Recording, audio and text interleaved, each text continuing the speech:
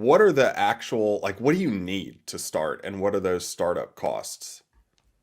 Yeah, that's a big part of it. And I mean, I think the first thing before anything else is you've got to be comfortable that the product that you're going to be selling is good enough to sell, both in your eyes and potentially in the customer's eyes. I mean, if you haven't been to a point yet where you've maybe sold a print to someone that isn't, related to you or a close friend, that that would be a solid first step. I mean, you can always jump in and hope that happens at the art shows themselves, but for me personally, like I took a long time to get going with the sales side of things because I wanted to, I'm not a natural salesman.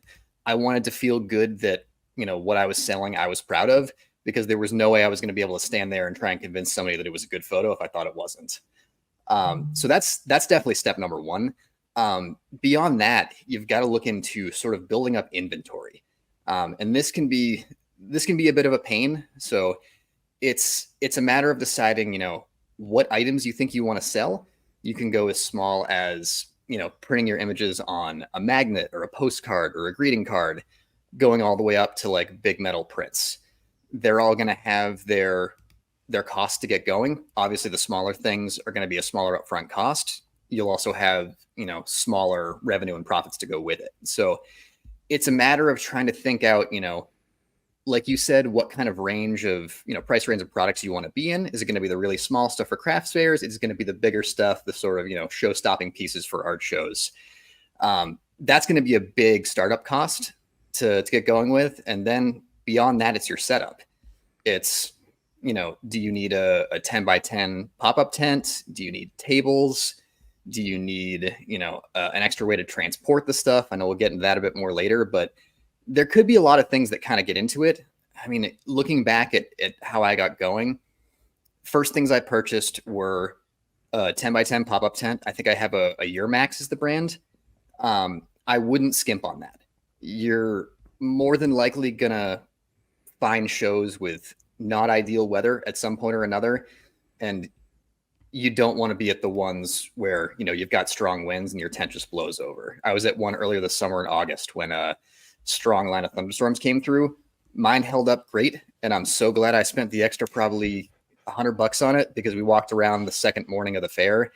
There were some tents that were upturned. There were ones that had collapsed. I also feel lucky because one of the ones that collapsed was also the brand I have. So, nothing's foolproof, but if you can, go for the durability, because that's going to, both protect you and it's going to protect all of your inventory too. After that, it's going to be how are you going to display it? Is it going to be just on tables? Do you need it to hang somewhere? I personally have mesh panels on three sides of my tent. I started off with two just because I wasn't sure, how deep into this I was going to get. Ended up buying a third one for the back wall this past summer for my shows. I'm really happy with that purchase for a couple of reasons.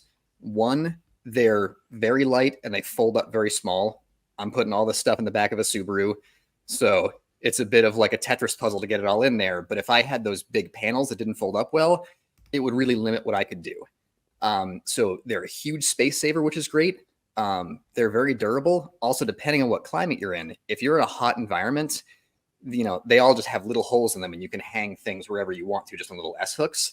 And the fact that airflow can still get through those things on a hot summer day, prevents your tent from kind of becoming a hot box, which could, be awful for you, but also prevent people from coming into your tent if it feels terrible.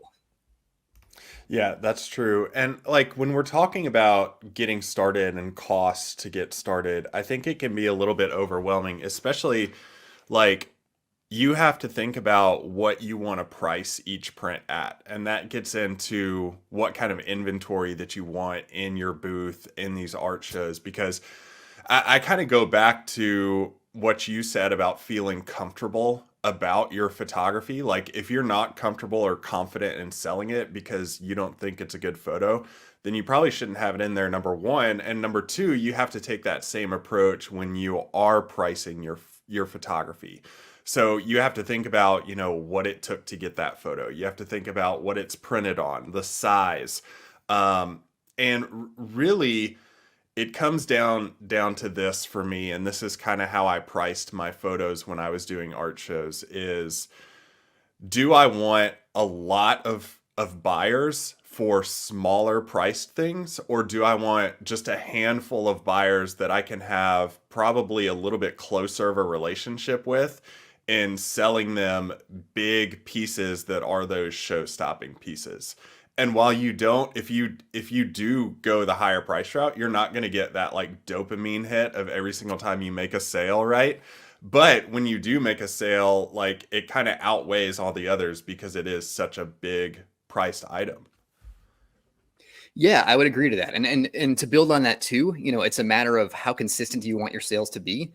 The last show I did was, a fairly affluent area with, a lot of what seemed higher priced items throughout the vendors. And I didn't make I did okay at that show. I didn't make as many sales, but I made a couple of big ones compared to, past shows that tend to be a lot more smaller prints. So it comes down to your level of comfort of both, how much you want to spend on the big pieces up front. And like you said, how often do you want to sell? The one strategy that I decided to take, which I think could be beneficial, is if you're not sure yet which are the big things that are going to sell, you can always test them out with smaller prints. If you have one that's selling really well, maybe that's one you go bigger on.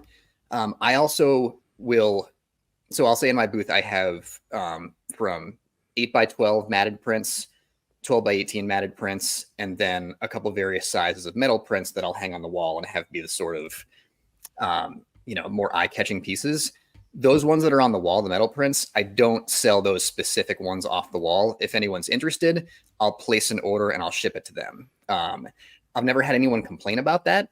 And if they've ever questioned it, my response always is, these come to every show with me. They've been beat up a little bit. Like, I want you to have one that is, fresh out of the box with no potential, scratches or dings or anything.